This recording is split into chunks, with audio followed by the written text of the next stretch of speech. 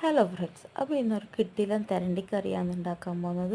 തെരണ്ടിക്കറി എന്ന് പറഞ്ഞാൽ സാധാരണ നമ്മൾ തെരണ്ടി വെക്കുന്ന പോലെയല്ല, ഇതൊരു വെറൈറ്റി രീതിയിലാണ് ഉണ്ടാക്കുന്നത്. അപ്പോൾ എങ്ങനെയാണ് ഉണ്ടാക്കുന്നത് വെച്ചാൽ ആദ്യം തന്നെ തെരണ്ടി മഞ്ഞൾപ്പൊടി ഇട്ടിട്ട് കഴുകിയെടുക്കുക. അതിനുശേഷം ആ തെരണ്ടിയിലേക്ക് ഒരു സ്പൂൺ മുളക് പൊടി, ഒരു 3 സ്പൂൺ പിരിയം മുളക്, നമ്മൾ കാശ്മീരി മുളക്, ആ പൊടി ഇട്ട് നല്ലോണം പെരക്കി ഉപ്പ് ഇട്ട് പെരക്കിയാടെ മാറ്റി വെക്കുക. അപ്പോഴത്തേക്ക് ഒരു 3 സ്പൂൺ മല്ലിപ്പൊടി, 1 സ്പൂൺ മുളക് പൊടി ഇട്ടിട്ട് നല്ലോണം ഒന്ന് പാനിൽ വറുത്തെടുക്കുക. നല്ലൊരു അതിൻ്റെ പച്ചമണം പോയി ഒരു നല്ല കളറായി വരുന്നവരെ, കരിഞ്ഞു പോകാറ് ചെറിയ തീയിലിട്ടിട്ട് വേണം ഇത് വറുത്തെടുക്കുക. എന്നിട്ട് പിന്നെ ഒരു ചെറിയൊരു നെല്ലിക്ക വലുപ്പത്തിലുള്ള പുളി വെള്ളത്തിലിട്ട് വെക്കുക.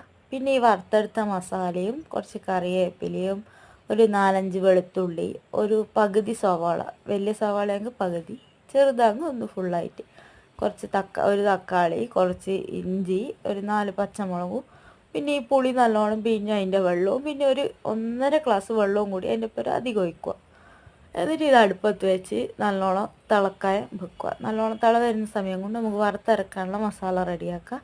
അതിനുവേണ്ടി ആദ്യം തന്നെ ഒരു പാൻ അടുപ്പത്ത് വെച്ച് അതിലേക്ക് വെളിച്ചെണ്ണ, നേരത്തെ മസാല വറുത്ത പാൻ തന്നെയാണ്, അതുകൊണ്ട് അതിൻ്റെ കളർ അങ്ങനെ.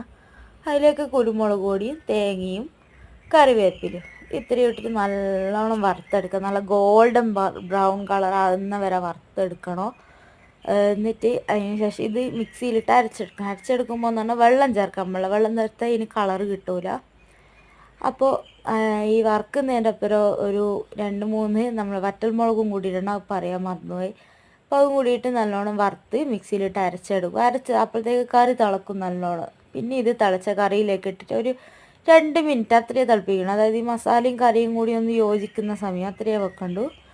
അതിന് ശേഷം കറി ഒന്ന് വറുത്തിടണം. അതിന് വേണ്ടി ചെറിയ ഉള്ളി, വറ്റൽമുളക്, കറിവേപ്പില വെളിച്ചെണ്ണയിൽ വറുത്ത് അതിലിട്ട് ഒന്ന് അടച്ചു വെക്കും. ഒരു 10 മിനിറ്റ് കഴിഞ്ഞിട്ട് പിന്നെ തുറന്ന് നോക്കുക. എന്നാലും അതിൻ്റെ ശരിക്കും ആ ഒരു ടേസ്റ്റ് കിട്ടും.